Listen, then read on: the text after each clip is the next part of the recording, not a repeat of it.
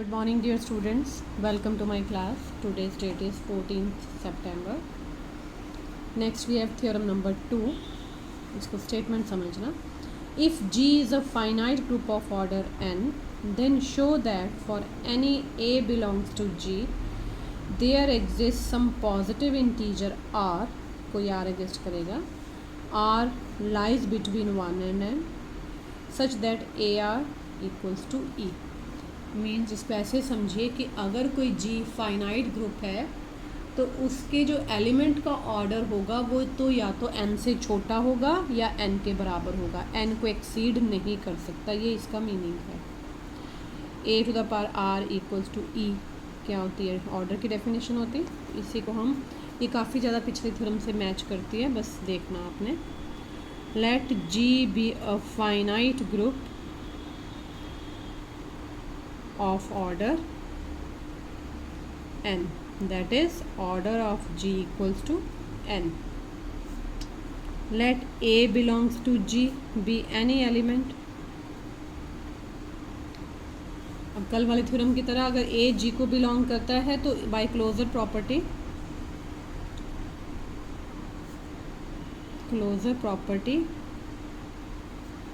A square A cube so on नहीं, and नहीं मालूम, बिलोंग टू जी, ये सारे एलिमेंट बिलोंग करेंगे जी में.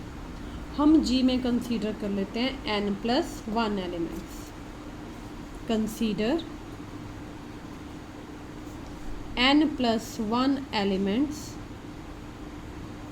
कौन से? ई ए, एक आइडेंटिटी भी होती है ना, an ऑफ जी. लास्ट भी मान लेते हैं n है, e भी है, तो कितने एलिमेंट्स बने? a से लेके n तक n एलिमेंट्स, एक e हो गया, n+1 है, इसलिए हमने कहा consider n+1 elements of g. अब n+1 एलिमेंट्स बोले, लेकिन g तो क्या है, g में सिर्फ n एलिमेंट्स है, इसका मतलब कोई दो बराबर होंगे. But g contains only n elements, therefore at least two of them are equal. कोई दो इनमें से बराबर होंगे. अब दो जनरल लेंगे हम, I एंड J. कौन सा? Let AI equal to AJ for some, ये हमें बताना होता है, फॉर सम I J कैसे हैं, 1 एंड n के बीच में लाई कर रहे हैं. I not equal to J है, और कल की तरह I को हमने मान लिया J से बड़ा. Since I greater than J, therefore I minus J क्या हो गया? Greater than 0. Positive number, positive integers की बात हो रही है, कि ऑर्डर इंटीजर्स में होते हैं, ऑर्डर 3/2 4/5 नहीं होता. Now AI AJ belongs to G implies AI A minus J belongs to G. जो हमें चाहिए हमने वो लिखा, because AJ belongs to G, तो उसका इन्वर्स कौन होगा? A minus J belongs to G. Therefore AI into A minus J, closure property से आई किसके इक्वल है, कहाँ गया? AI किसके इक्वल है? J के. AJ into A minus J, AJ J minus J, A not क्या होता है? E होता है. लेकिन यहाँ से AI माइनस J क्या आ गया? E आ गया, बट AI माइनस J क्या है? Positive integer equals to E implies हम उसको R मान लेते हैं, say R is positive integer, where R क्या है, किसके इक्वल है? I माइनस J के, एंड I माइनस J किसके अंदर लाई करेगा? देखो जब आई जे ही 1 एंड n के बीच में लाई कर रहे हैं तो इनका डिफरेंस तो और भी छोटा हो जाएगा।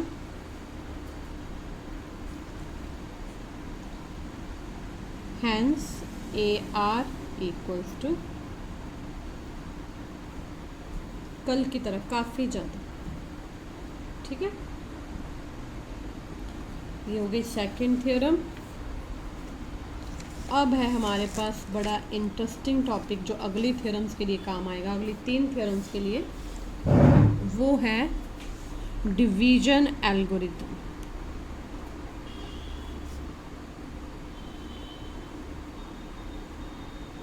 पढ़ा है मैंने, क्लास में भी करवाया है, मैं फिर देख लेते हैं। Let A and B be 2 integers, कोई इंटीजर्स है, पॉजिटिव नहीं बोला, कोई है, लेकिन अब पॉजिटिव कौन आया, with B greater than 0, then there exist unique integers Q and R such that A equals to BQ plus R। R कैसा है, रिमाइंडर, वो ज़ीरो भी हो सकता है, ज़ीरो से बड़ा, लेकिन B से हमेशा छोटा रहेगा। दैट्स वाई हमने B क्या लिया, पॉजिटिव लिया। पॉजिटिव ना लेते तो वो R से बड़ा कैसे होता। The integers Q and R are called quotient and remainder respectively in the division of A by B। ए बड़ा नंबर है, ए को डिवाइड कौन करेगा, बी, तो जो कोशेंट आएगा वो होगा क्यू और जो रिमाइंडर आएगा वो होगा आर। ठीक है, आर रिमाइंडर पॉजिटिव रहेगा, बस ये ध्यान रखना। मैंने उसमें भी करवाया है जो कौन सा कंपोजिशन टेबल में। अब है हमारे पास डिविजिबिलिटी। ये सारी चीज़ें हमने लोअर क्लास में की हैं वैसे, पर कोई बात नहीं, हम रिमाइंड कर रहे हैं इन चीज़ों को। N integer B is said to be divisible by an integer A not equal to 0। इसको भी समझना ही है। A नॉट इक्वल टू 0 कैसे लिखते हैं, A divides B। A divides B, ध्यान रखना, पढ़ना कैसे है, A डिवाइड्स B, मैं फिर बता दूंगी। If there exist some integer C such that B equals to AC। A divides B को कैसे पढ़ते हैं, A डिवाइड्स B, ये वही मतलब होता है B is divisible by A। ये दोनों चीज़ें सेम हैं, लेकिन डिविजिबिलिटी की नोटेशन क्या है, A डिवाइड्स B। देखो A नीचे है, इस वजह से हमने क्या बोला, A नॉन ज़ीरो नंबर से ही हमेशा हम डिवाइड करते हैं। फॉर एग्ज़ाम्पल 5 डिवाइड्स 10 एज 10 कौन है, B, 5 कौन है, B लिखा जाता है 5 इंटू 2, C कौन आया, 2 आया। ऐसे ही 3 divides 12 as 12 can be written as 4 into 3, 3 into 4। ठीक है, तो डिवाइड साइन, ये स्ट्रेट लाइन होती है डिवाइड साइन की, स्ट्रेट लाइन। पेपर डालने वाले कई बार टेढ़ी डाल देते हैं, पर मीनिंग इसका समझना डिविजिबिलिटी है। नेक्स्ट है ग्रेटेस्ट कॉमन डिवाइज़र, ये भी पढ़ा हुआ है, लेकिन हाउ टू अप्लाई बस ये देखना है। Let A and B be given integers with at least one of them is different from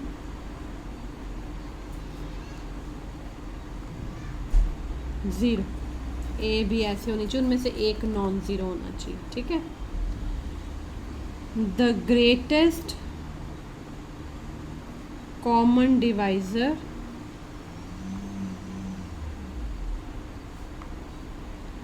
of A and B denoted by, ऐसे लिखते हैं G C D A B, G C D मतलब greatest common divisor of A B is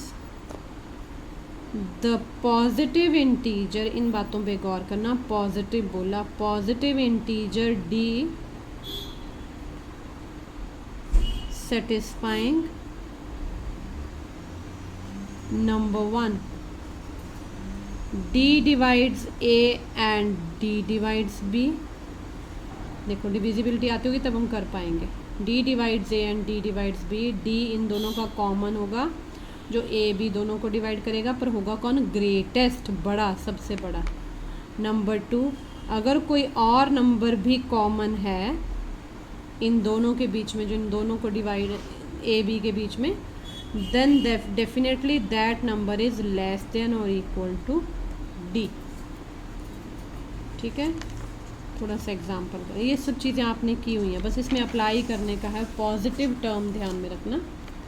for example G C D of 525, ये तो clear ही है, 5 और 25 का जी C D कौन है, 5। यहाँ देखिए ए 5 है, बी 25 है, तो 5 5 को भी डिवाइड करता है, 5 25 को भी करता है।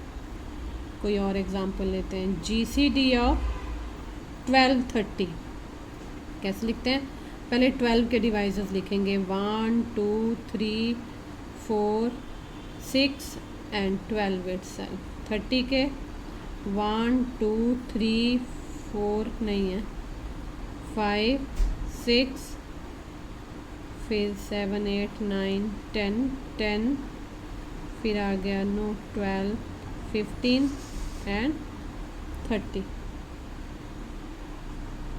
ठीक है, तो इनमें सबसे बड़ा कौन आया, देखो 6 सबसे बड़ा है, पहले 1 भी कॉमन है, 2 भी कॉमन है, 3 भी कॉमन है, 6 भी कॉमन है, लेकिन सबसे बड़ा कौन है, 6 है, तो G C D of 12 and 30 is 6। ठीक है, इसको वैसे भी लिख सकते हैं, बिकॉज 6 डिवाइड्स 12, मतलब ये डी है हमारा, D divides 12 and D divides 30। ये दो चीज़ें अच्छे से पढ़ लेना, फिर जो कल हम थ्योरम करेंगे बेहद इम्पॉर्टेंट, इन्हीं दोनों डेफिनेशंस पे बेस्ड हैं, divisibility and division algorithm. Thank you very much, have a nice day.